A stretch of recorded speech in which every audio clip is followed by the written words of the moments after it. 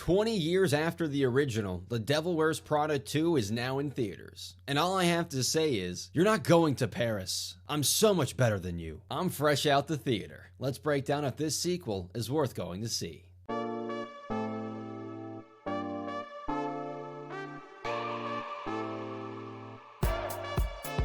Alright, and welcome to the latest episode of What's Happening with me, Casey Foreman. Meryl Streep, Anne Hathaway, Emily Blunt, and of course, the Tucci, all returning for this legacy sequel. The premise for this movie is basically this. Miranda Priestly is navigating her career through the decline of traditional magazine publishing and reunites with Andy Sachs, now a big-time journalist, to face off against her former assistant turned rival, Emily. The Devil Wears Prada 2 starts off being about a recent scandal that Runway and Miranda found themselves in, bringing in respected Andy Sachs to help put out the flames. But it quickly turns into this game of us versus them, being Stanley Tucci, Hathaway, and Streep versus Blunt, who left Runway years ago. Personally, I didn't love this premise, but it did work and made for an overall solid film. How does it stack up, though, to the original? And will hardcore fans enjoy this latest installment? I feel confident saying yes and yes. This movie does a really good job of playing the hits. Like when you go see an old band that might be out of their prime a little bit. But man, do those classics still get the job done. Same thing here. We get Nigel and Andy continuing to develop their relationship. Andy's classic freakout moments. Emily being Emily.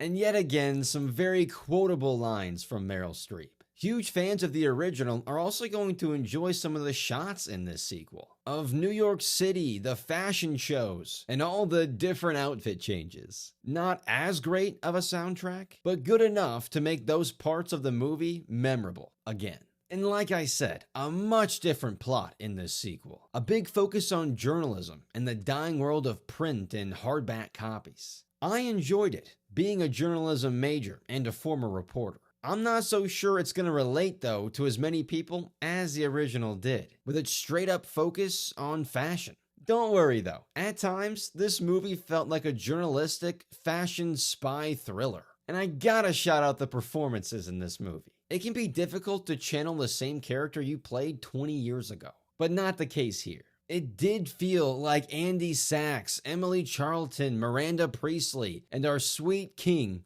Nigel. Not just actors showing up for their paychecks. And that's always a concern with these legacy sequels. Are those characters gonna make me feel the same way they did back then? But I'd almost compare it to like Top Gun Maverick in that way. The performances were sincere and authentic. But sadly, I didn't love this movie as much as I wanted to. For a couple of reasons. Some of these new storylines, like maybe a new romance for Andy, felt a little unnecessary. Stuff like this did make the movie feel a little overstuffed. It felt at times that they should just pick a storyline and focus on that, instead of just topic hopping a little bit. And some of the writing did feel extremely 2000s, which is nostalgic at times, but also a little corny for my liking. My rating on The Devil Wears Prada 2 is a 3.4 out of 5. Sure, it's not perfect, but it is a very good follow-up to a somewhat iconic original film. Streep, Hathaway, Blunt, and Tucci all pick up right where they left off 20 years ago. And I enjoyed all the different cameos in the film. The cinematography was solid, and I appreciate the movie's effort to be relevant and what's happening in media today. Overall, I think fans who have been waiting for this sequel will leave satisfied. I know I did. Are you going to be watching The Devil Wears Prada 2? Let me know in the comments if this is on your watch list. And also, talking about legacy sequels, what is the best one of all time? I've got a short list here, but drop your favorite in the comments. Now let's break down that ending. Spoilers ahead. So, after Emily and her rich boyfriend try to buy Runway so that she can be in charge instead of Miranda, the deal falls through because Andy and Miranda are working together. Yeah. And get Sasha Barnes, who we met earlier in the film, to buy Runway's parent company, keeping Miranda in charge for as long as she wants. Also, with a much larger role, Nigel moves up and gets more responsibility, finally, and Andy has seemingly found a place where she can do her work, freely. She gets a bigger budget for her features department and is set up to work for years alongside Miranda at Runway. The character that really gets the rough end of things is Emily, who is back doing retail with a company she really doesn't care about.